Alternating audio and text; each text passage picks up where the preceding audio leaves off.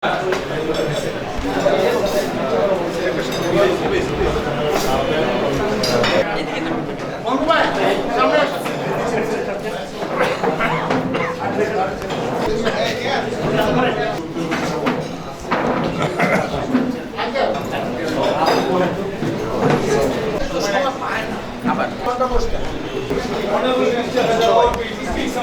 election and took the whole responsibility of B block.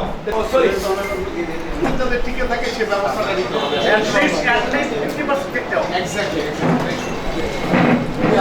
আসসালামু আলাইকুম, ভালো আছেন? জি শুকর আলহামদুলিল্লাহ।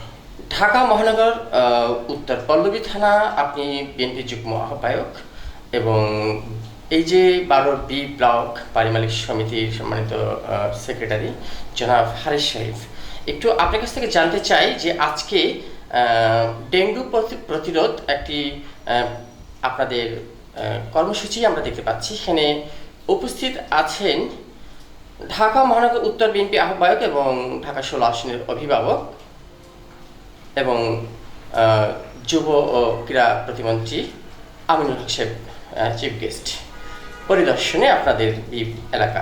এই বিষয়টা জানতে চাচ্ছিলাম, প্লিজ বলবেন। জি ধন্যবাদ আপনাকে। আসলে আমরা এটা আমাদের স্বাধীনতার প্রবক্তা দেশনায়ক জনাব মরহুম জিয়াউর রহমান সাহেবের উত্তরসূরি বর্তমান প্রধানমন্ত্রী জনাব তারেক রহমান সাহেব একটা কর্মসূচি দিয়েছে আমাদের সারা বাংলাদেশে, যে আপনার এই যে বৃক্ষরোপণ অভিযান এবং স্ব এলাকাতে বিশেষ করে সচেতন নাগরিকদেরকে আপনার এই বর্ষার সিজনে যে এই যে জমা পানির থেকে ডেঙ্গু রোগ যেটা এটা প্রাদুর্ভাবটা আরম্ভ হয়, এইটার একটা প্রজেক্ট আমরা হাতে নিয়েছি।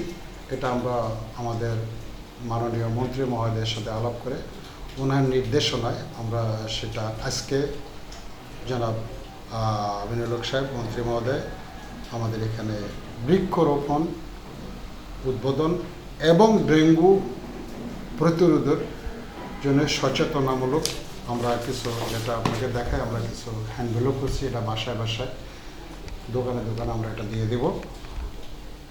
এটা একটা প্রচার আমাদের, তা এটা মানুষকে সচেতন করার জন্য মূলত আমাদের এই জিনিসটার মূল উদ্যোগ এবং উদ্দেশ্য। আসলে আপনি দেখেন যে গাছ এমন একটা জিনিস, আমাদের এখানে গাছ ছিল, সেই গাছগুলি রাস্তা সম্প্রসারণ করার সময় গাছগুলি কেটে ফেলানো হয়েছে আর লাগানো হয়নি। আমরা একটা টার্গেট নিয়েছি আমাদের এই এলাকাতে মোটামুটি 1000 গাছ লাগাবো। তো আজকে উদ্বোধন করে যাওয়ার পর পর্যায়ক্রমে আমাদের মাসব্যাপী বৃক্ষরোপণ থাকবে এবং এই মাসব্যাপী আমাদের ডেঙ্গু প্রতিরোধের জন্য আমাদের কর্মসূচি হাতে আছে। এটি আজকে উদ্বোধনটা হচ্ছে। ধন্যবাদ ধন্যবাদ আপনাকে। প্রিয় দর্শক, শুনলেন, আমি ছিলাম আপনাদের সাথে শাহ আলম সম্রাট, রিপোর্টার MCV TV।